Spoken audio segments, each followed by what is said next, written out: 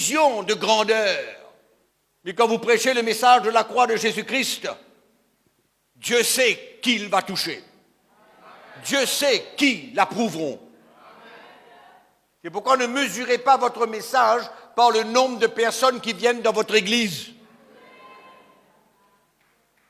Ne mesurez pas votre message par la quantité de gens qui viennent vous écouter.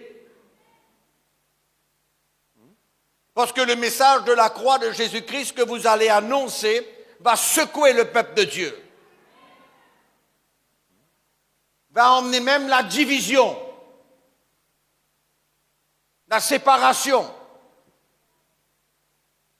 Quand il y a des chrétiens qui ne voudront pas. S'il y a des pasteurs qui ne veulent pas, ben c'est normal qu'il y a des chrétiens aussi qui ne veulent pas. Ils veulent une chrétienté où ils sont confortables, que tout va bien, il n'y a pas de souci, il n'y a pas de problème. On garde sa vie, on préserve sa vie, on n'a pas besoin de donner sa vie à personne. On est content, on loue le Seigneur, on vient porter une offrande le dimanche, on chante, on est content, on rentre à la maison. Il n'y a aucune demande sur notre vie. Mais le moment qu'on pose une demande sur la vie de quelqu'un, il fuit. Il part.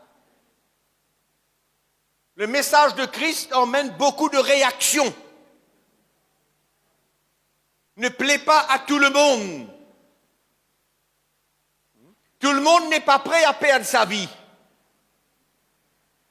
Vous connaissez ce chant? Dans mon temps, il y avait un chant qui disait « Tout le monde veut aller au ciel, mais personne ne veut mourir ». Vous connaissez ce chant-là?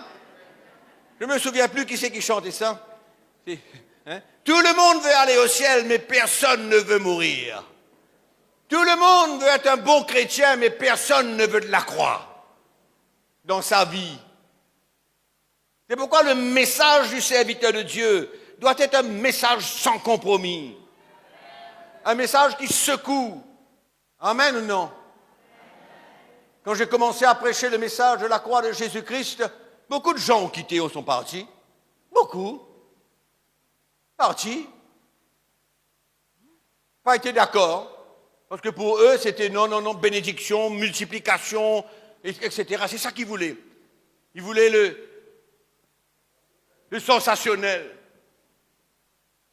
Mais à un moment donné, après quelques années, vous vous demandez où ils sont. Ils ont abandonné le Seigneur. Amen.